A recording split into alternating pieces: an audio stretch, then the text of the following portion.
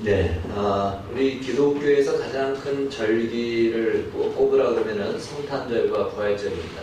보통 성탄절은 연말 분위기가 있어가지고 더 이렇게 뭔가 절기의 느낌이 있는데 실제적으로는 부활절이 우리 기독교에서는 가장 큰 절기입니다. 우리 이 기독교는 부활의 이 사건 위에 세워졌다라고 해도 과언이 아닙니다. 이 사도 바울, 특별히 신약 성경의 절반 이상을 기록한 바울은 부활하신 예수님을 만남으로 그가 회심하게 되었고, 그리고 성경을 그렇게 쓸 수가 있게 되었습니다. 바울은 그리스도인이 수고하고 또 억울한 누명을 쓰고 고난을 받을 수 있는 이유가 무엇인가? 그것은 바로 부활의 약속이, 소망이 우리에게 주어졌기 때문에 그렇습니다. 오늘 우리가 교동문에서 읽었듯이 심지어 부활이 없다면 이 세상 사람들 중에 예수 믿는 사람들만큼 불쌍한 사람들은 없다라고 이야기합니다.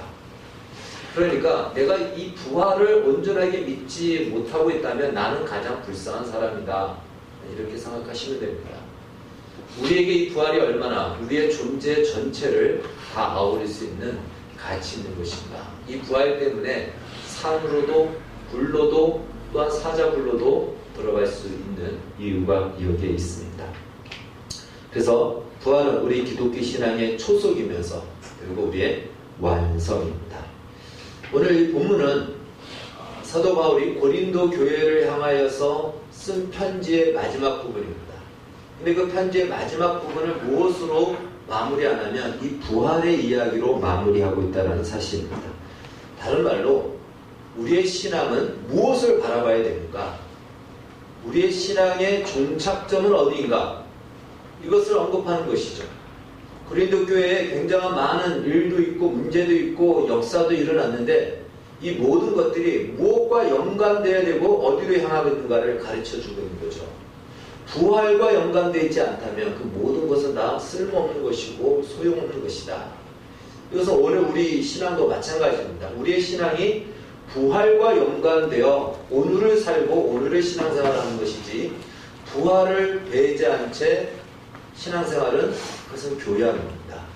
이런 것은 종교생활이라고 이야기합니다. 그래서 이 부활은 우리의 신앙에 있어서 가장 중심에 있어야 됩니다. 히브리서 11장에 보면은 소위 믿음의 영웅들의 이야기, 명예의 전당에 올라간 인물들이 소개되고 있습니다. 근데 그 히브리서 11장에 많은 인물들이 소개되면서 그들이 여러 가지 그 과정을 또 그들이 어떤 내용으로 신앙을 지켰는지를 소개하지만 그 히브리서 11장의 가장 핵심은 무엇인가 하면 그들 모두가 어떻게 그 믿음으로 고난의 현실을 견디고 이겨냈는가라는 것을 말하고자 하는 것이죠. 그래서 히브리서 11장 중간에 무엇을 말해주냐면 저들은 다 그들의 당하는 현실에 고통이 있지만 그것보다 더 나은 본향 하나님이 예비한 성을 바라보며 그 과정들을 견디었고 이겨냈다. 그것이 무엇이냐면 부활입니다. 더 나은 부활을 바라보면서 그 부활을 소망하면서 그들의 그 고통스러운 현실, 예를 들어서 이사야 같은 경우는요, 통나무에 집은 채로 톱으로 쓸려서 죽었다고 합니다. 나무를 쓸듯이 사람을 쓸어버리죠. 그걸 감당할 수 있게 한 것은 그들이 무슨 대단한 신념과 비장함이 있어서가 아니고 이것보다 더 가치 있는 것, 이 세상에서 부귀 영화와 편안하게 사는 것보다도 더 바꿀 수 없는 그것이 있기 때문에 그것을 감당할 수 있는 것입니다. 내 생명이 끝나는 것이 전부가 아니기 때문에 그것이 우리에게 있어서 오늘도 필요한 것이죠. 여러분, 예수를 믿는다라고 할 때 무엇을 믿습니까? 예수님이 나를 위해서 십자가에 나 대신 죽었다라는 것을 믿는 것이고, 그분이 죽은 것으로 끝나지 않고 3일째 되는 날 다시 살아나셨다라는 것을 믿는 것입니다. 그래서 로마서 4장 24절에 나와 있는 것도 말씀대로 예수는 우리의 범죄함을 위하여 내어줌이 되고 우리를 의롭다 하기 위하여 다시 살아나셨느니라. 우리의 죗값을 대신 지불하기 위해서 예수님이 십자가에 죽으셨습니다. 그 죗값이 지불되었다는 증거가 무엇이죠? 죄의 삭은 사망이기 때문에 죄를 지은 사람은 다 죽을 수밖에 없고 사망 안에 들어간다. 여러분, 이 세상 사람들이 죽는 이유가 죄 때문에 죽는 것입니다. 그러면 그 죄값이 지불이 됐으면 죽음은 더 이상 우리의 것이 되지 않죠. 죽지 않습니다. 그래서 죽지 않고 영원한 생명이 우리에게 주어졌음을 주께서 증거로 보여주신 것이 다시 죽음에서 살아나신 것입니다. 그래서 이 십자가와 부활은 우리 신앙에 있어서 빼놓을 수 없고 양보할 수 없고 무엇과도 바꿀 수 없는 가장 유일한 사건이면서 그것은 우리 가장 중심의 믿음의 초석과 근거가 되는 것입니다. 세상 사람들은 죽으면 끝이다 생각합니다. 그래서 이 세상이 전부이기 때문에 이 세상에 승부를 걸고 살아갑니다. 여러분, 죽으면 끝이 아닙니다. 오늘 성경은 사도 바울은 그것을 이렇게 얘기하죠. 보라, 내가 너희에게 비밀을 말하노니 우리가 다 잠잘 것이 아니요 마지막 나팔의 순식간에 후련히 다 변화되리라. 성경은 성도가 죽는 것을 무엇으로 표현하냐면 잠자는 것으로 표현합니다. 그러니까 여기 다 잠자는 것이 아니요 라는 것은요, 죽는 것이 끝이 아니라는 것입니다. 마지막 나팔 소리가 울리면 우리 모두는 다 변화되어지는 예수 그리스도의 그 몸처럼 부활의 몸으로 변화될 것이다 라고 약속하고 있습니다. 왜 변화되어야 되는가? 왜 우리가 부활의 몸을 입어야 되는가? 이유는요, 한 가지입니다. 하나님 나라, 우리가 소위 천국이라고 하는 것은 변화되지 않고서는 들어갈 수가 없습니다. 이 몸으로는 들어갈 수가 없습니다. 우리의 몸은요, 썩고 병들고 아프고 이런 몸이죠. 이 몸을 가지고는 영원한 나라에 들어갈 수가 없습니다. 제가 요양원에 가서 자주 이야기를 합니다. 예수를 믿는 사람은 죽음은 더 이상 죽지 않습니다. 그리고 앞으로 10년 후에 죽어요 살아요 물어보면은 죽습니다 라고 얘기해요. 분명히 죽지 않는다라고 얘기했는데 죽는다고 얘기해요. 이해가 안 되죠. 우리에게 영원한 생명이 있는 것과 내가 이 땅에서 죽는 것에 이해가 안 되는 것입니다. 우리 중에도 그럴 수 있을 겁니다. 여러분, 우리에게 죽음은 이미 떠났습니다. 예수님이 우리의 죄값을 지불했기 때문에 우리는 죽음과는 상관없는 존재가 됐습니다. 그런데 우리가 죽습니까? 안 죽어요. 그런데 죽죠. 왜 죽어야 될까요? 이 몸으로 죽지 않는 영생을 산다고 생각해 보십시오. 만족하실 분들 있습니까? 이 외모로 죽지 않는 영생을 산다고 생각하십시오. 만족하십니까? 아마 그럴 분들은 없을 겁니다.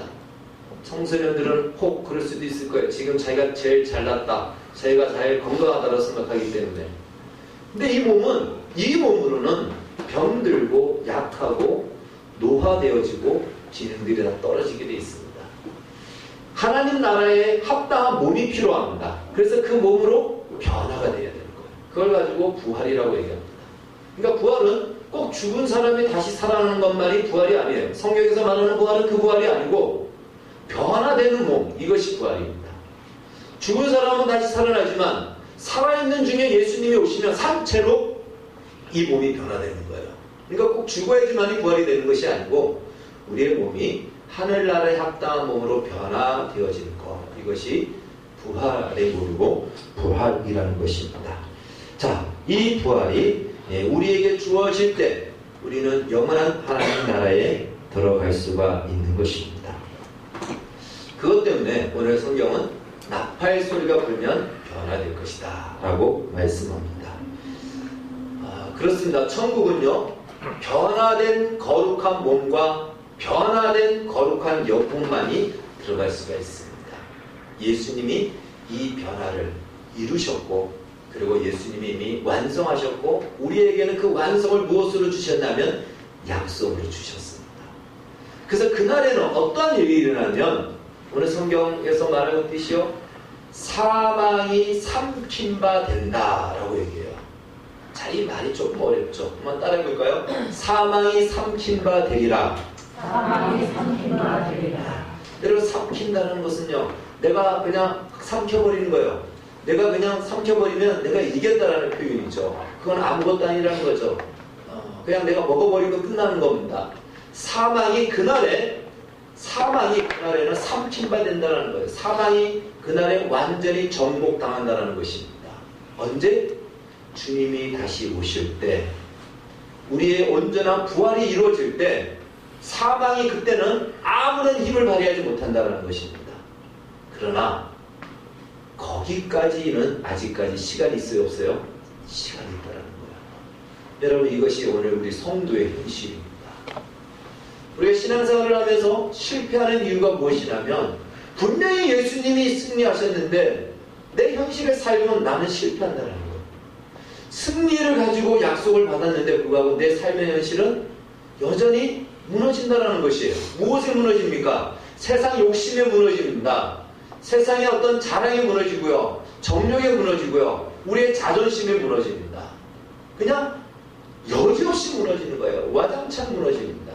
그러니 과연 예수 믿고 내가 승리한 것이 맞는가라는 이러한 우리 스스로의 의문을 갖게 되고 또 그 의문이 해결되지 않으면 거기서 자포자기한다는 것이에요. 여러분, 그래서 오늘 성경을 통해서 우리는 잘 알아야 됩니다. 사망이 완전히 힘을 잃는 날은 주님이 오실 때입니다.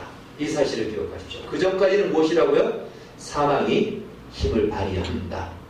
우리 예수 믿는 우리도 이 세상에 살죠. 이 세상의 임금이 누굽니까? 사단입니다.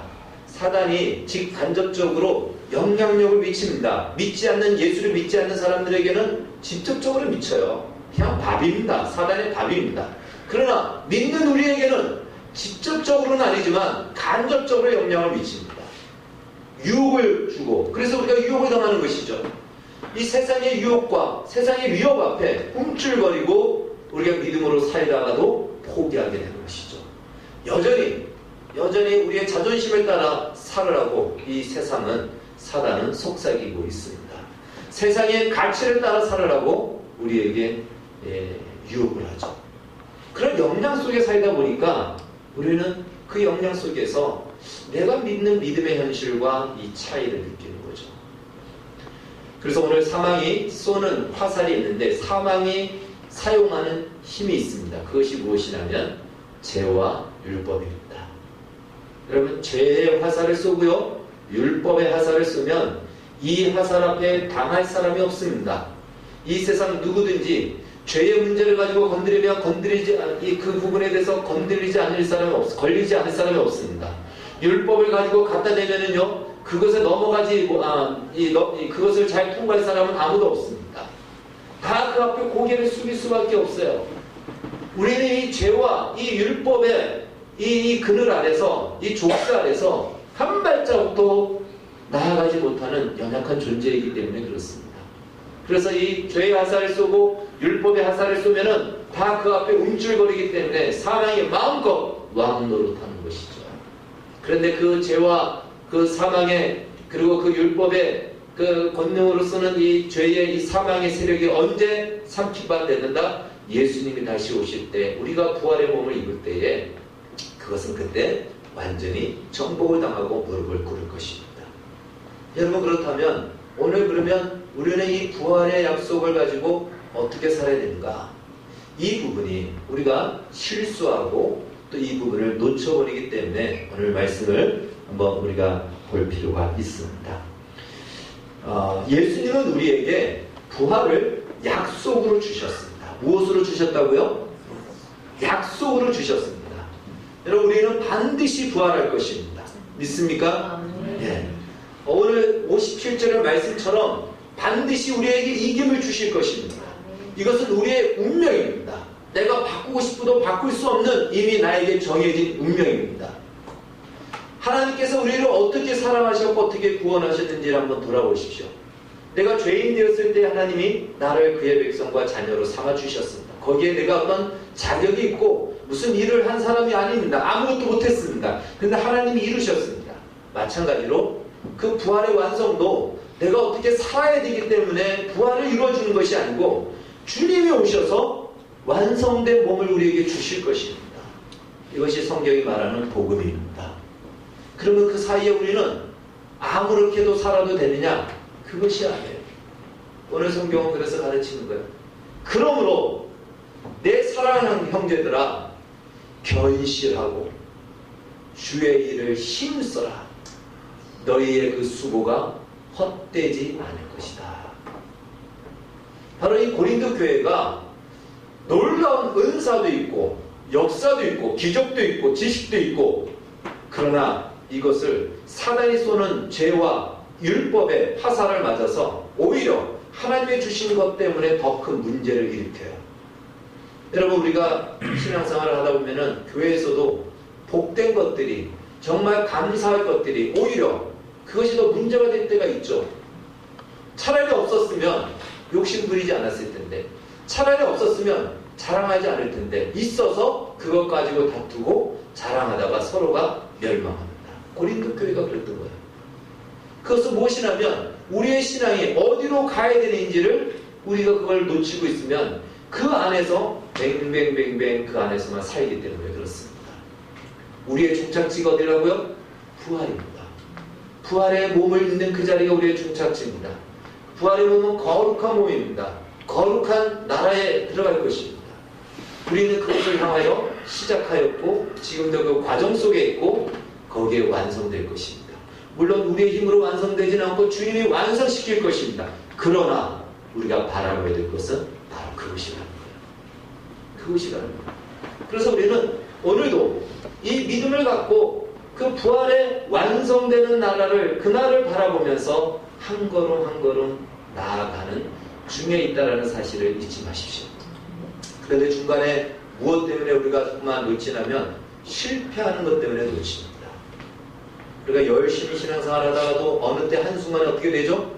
넘어져요. 무너집니다. 근데 그것이 반복되면 어떤 마음이 들죠? 나는 아닌가 봐. 안 되는가 봐. 이 마음이 스스로도 들고 세상으로부터도 그런 말을 듣게 됩니다. 그러면 어떻게 되죠? 포기해버려요. 체념해버립니다. 갈 필요가 없다 생각하고 이 세상에서는 어쩔 수 없어. 가려고 하지도 않습니다. 여러분, 그것이 우리가 속는다는 것이에요. 우리의 신앙생활은 마치 등산하는 것과 같습니다. 여러분, 등산하다가 어느 정도 올라가다 다리에 힘 빠지면은 그냥 작은 돌에도 걸려서 넘어질 수가 있습니다. 넘어지면 어떡하죠? 넘어지면 거기서 좀 쉬었다가 일어나고, 넘어지다가 다친 곳이 있으면 약 바르고 물 한 모금 마시고 다시 힘을 내서 올라가면 됩니다. 어떻게 한 번에 쉬지 않고 정상까지 올라갈 수 있겠습니까? 그런데 우리의 신앙생활은 어떠냐면 중간에 넘어지면 안 되는 거예요. 나 한 번에 못 올라가겠네 하고는 다시 내려와요. 산 아래로 내려와서 거기서 체력 훈련을 한다고 3박 4일 동안 또 열심히 하고 보약도 먹고 또 그렇게 합니다. 그래서 이제 힘을 빌려서 다시 올라가요. 저번보다 잘 올라갑니다. 근데 또 여전히 어떻게 되죠? 넘어질 수밖에 없습니다. 그러면 또 내려오는 거예요. 원점으로 돌아와요. 그래서 올라갔다 내려갔다 올라갔다 내려갔다. 여러분, 이러다가 인생이 끝나는 겁니다. 그렇지 않습니다. 세상에서 이렇게 얘기하죠. 가다가 중지하면 많이 간 것보다 못하다. 거짓말입니다. 신앙에서는 무엇이죠? 가다가 중지하면 간 만큼 이익이다. 이 사실을 기억하십시오. 올라가다 넘어지면 거기서 내려올 것이 아니고 거기서 잠시 쉬었다가 다시 올라가면 올라간 만큼 또 올라가는 거예요. 그러다가 언제요? 주님이 오신 날 완성할 것입니다.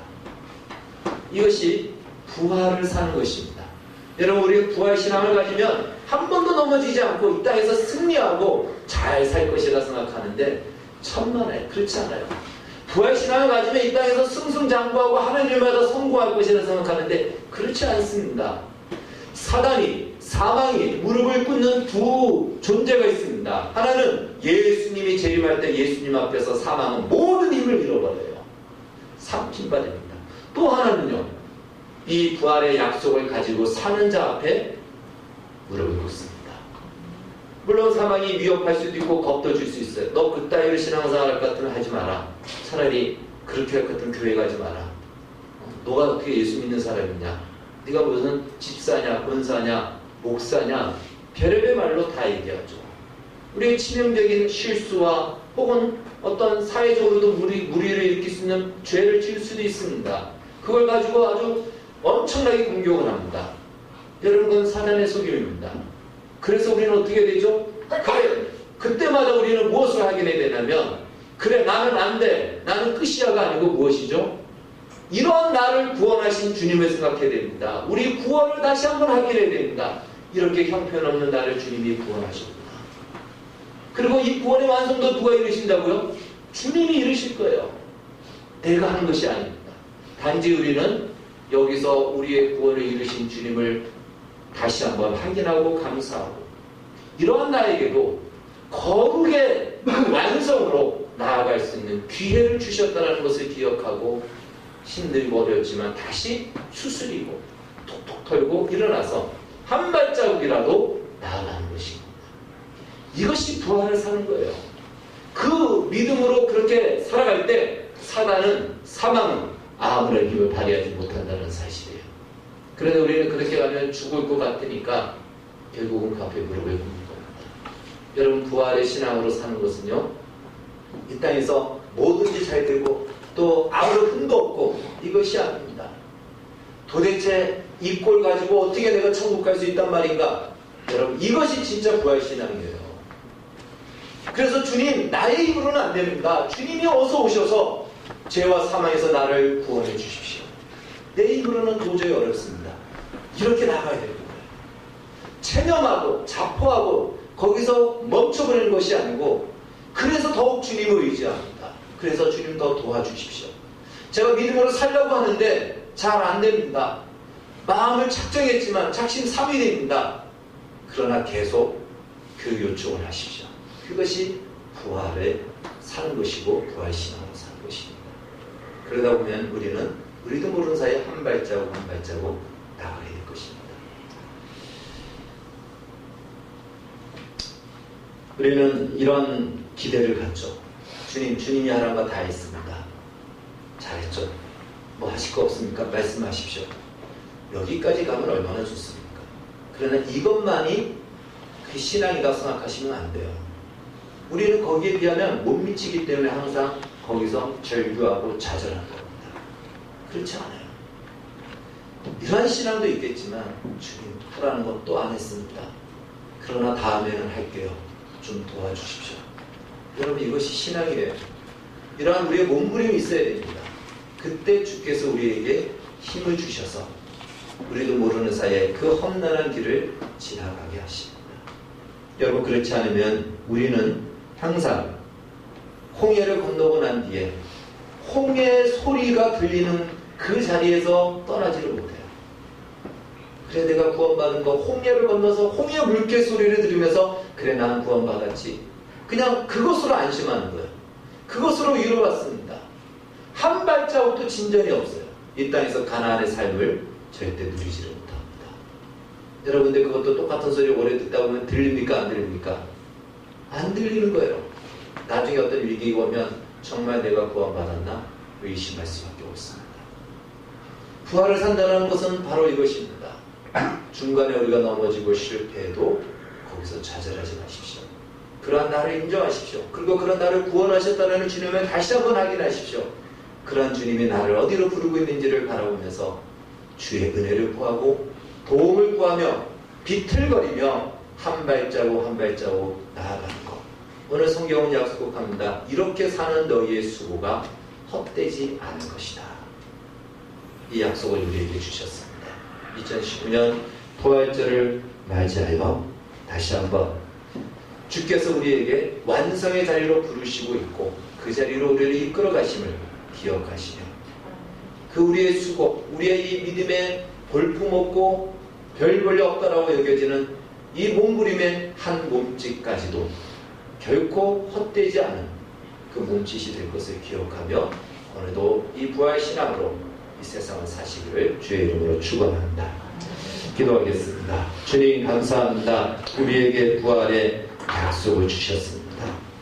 사람이 만들어낼 수 없고 상상도 할 수 없고 꿈도 꿀 수 없는 이 부활의 어마어마한 것을 우리에게 주셨습니다.